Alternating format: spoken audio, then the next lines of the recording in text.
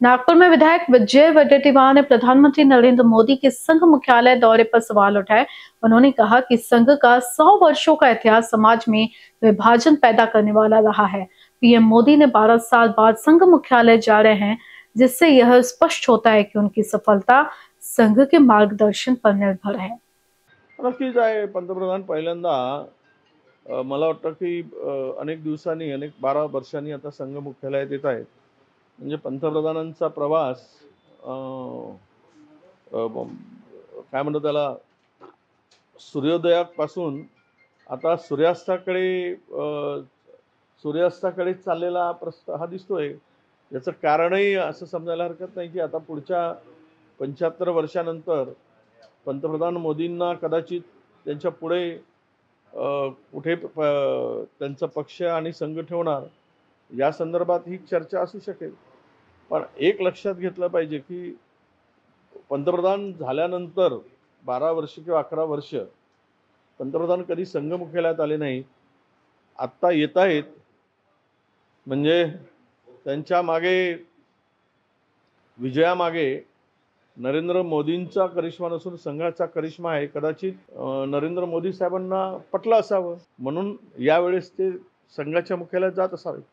नाही काय पुन्हा संघाचे 100 वर्ष म्हणजे भारताच्या इतिहासातील 100 वर्षाचा इतिहास हा मला वाटतं की दरी निर्माण करणारा, दोन समाजामध्ये दुही निर्माण करणारा असाच इतिहास राहिला आहे।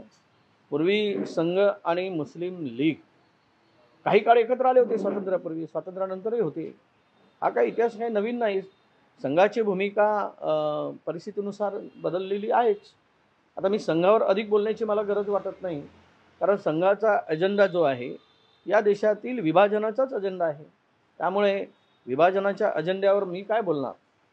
खरं तर काँग्रेसची विचारधारा ही सर्व जात धर्म पंथांना घेऊन चालणारी आहे आणि संघाची विचारधारा एका विशिष्ट विचारापुरती आहे। उजवी विचाराचं पुरस्कर्ते संघ आहे आणि त्यांना जर 100 वर्ष स्थापनेला होत असतील तर पुढची भूमिका संघाची बदलेल 100 वर्षानंतर, अशी अपेक्षा ठेवूया। किसानों के मुद्दे पर उन्होंने कहा कि राज्य सरकार कर्ज में डूबी हुई है और चुनावी योजनाओं से अर्थव्यवस्था बिगड़ गई है। ओबीसी स्कॉलरशिप बंद हो गई है, भटक्या जमात की घरकुल योजना अटकी हुई है और किसानों को नए कर्ज नहीं मिल रहे हैं। आर्थिक अत्यंत वाईट आहे। राज्य खड्यात गेलाय, कर्जबाजारी झालाय। किती पॉलिश लावून, थूक पॉलिश लावून कोणी काही सांगायचा प्रयत्न केला तरी मागच्या वर्षीच्या बजेटमधून एकूण 49% खर्च झाला, 48 पॉइंट समथिंग।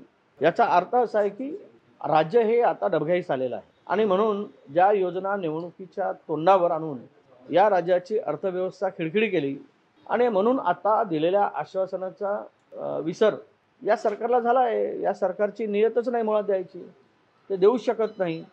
फक्त मतं घेण्यासाठी केलेला हा एक जुमला होता।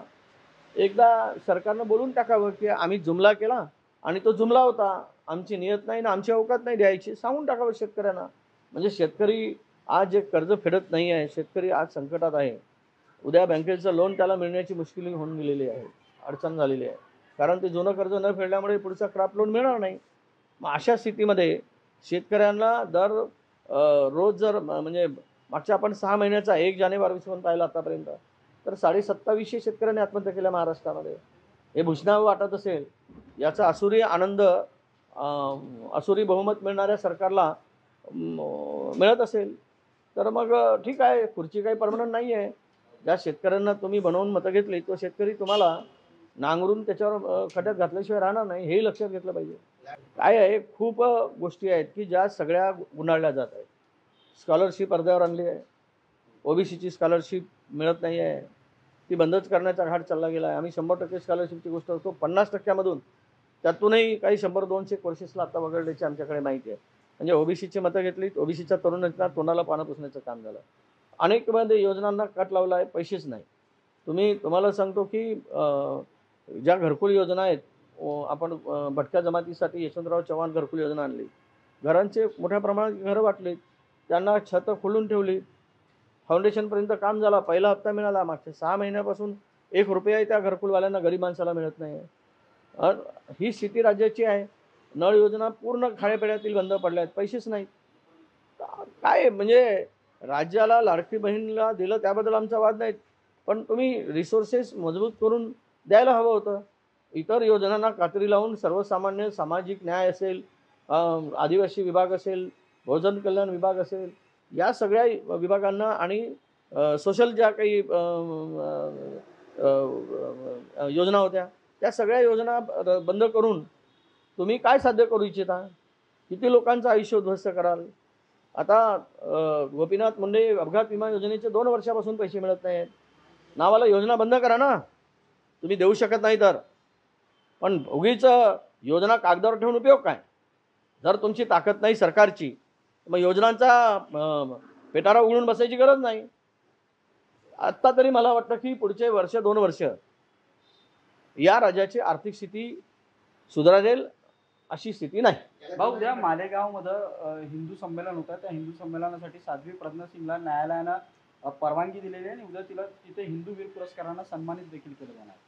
मालेगांव मामले में साध्वी प्रज्ञा को सम्मान दिए जाने पर उन्होंने न्यायपालिका की निष्पक्षता पर सवाल उठाया। कहा कि देश में अब संविधान और लोकतंत्र को लेकर गंभीर चिंताएं हैं। काय करू दे त्याबद्दल न बोललेलंच बरं. न्यायालयांची भूमिका जर एखाद्या न्यायाधीशांच्या घरात मोठ्या जर नोटा जळलेल्या आहेत की चांगल्या होत्या, आता काय राहिलं आहे देशात? विश्वास ठेवावा कुणावर? आम्हाला इमर्जन्सी म्हणून हिनवत होते. इमर्जन्सीच्या पलीकडची स्थिती देशामध्ये निर्माण झालेली आहे. कुठला राहिला आहे व्यक्ती स्वातंत्र्य? कुठला राहिला आहे 4 स्तंभ जे आहेत त्या 4 स्तंभाची काय स्थिती आहे? तुमचा पत्रकारिता, मीडिया काय आहे? कोण लिहित आहे सरकारच्या विरुद्ध? कुठला डिसिजन कोर्टामधून कुणाच्या बाजूने होईल? काय आता भरोसा राहिला नाही. संपूर्ण न्यायव्यवस्थेवर सुद्धा प्रश्नचिन्ह निर्माण झाला आहे.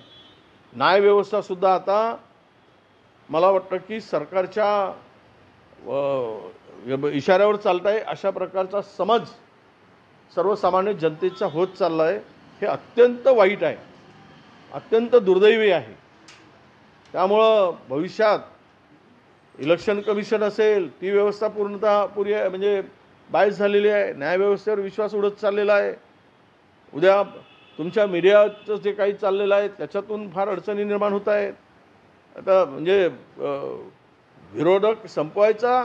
उदयनराजे की सरकार पर टिप्पणी को लेकर उन्होंने कहा कि वे कभी कभी सच बोलते हैं, लेकिन महापुरुषों के अपमान पर सरकार चुप है। नीतीश राणे के प्यारे खान पर बयान को उन्होंने सरकार का समर्थन प्राप्त बताया। अंत में उन्होंने कहा कि अतुल लोंढे बिना तथ्य के कोई भी बयान नहीं देते। उदयनराजे कधी कधी खरं बोलतात, तिथे राहून खरं बोलतात। उदयनराजे त्यांच्या डोक्यात एकदा राग आला की तो कशा पद्धतीनं काढतील, खरं बोलतात। काय आहे, कोण फिरताय? जर महापुरुषांचा अवमान करण्याची यादी काढली कोश्यारीपासून तर राज्यामध्ये किती लोकांवर कारवाई झाली, कुणावर कारवाई झाली? आणि म्हणून महापुरुषाचा अवमान करणाऱ्यांना सरकार पाठीशीच घालते आहे असं चित्र महाराष्ट्रात आहे। त्यामुळे उदयनराजे बोलले ते खरं बोलले। NBC न्यूज के लिए देशमाल राठौर।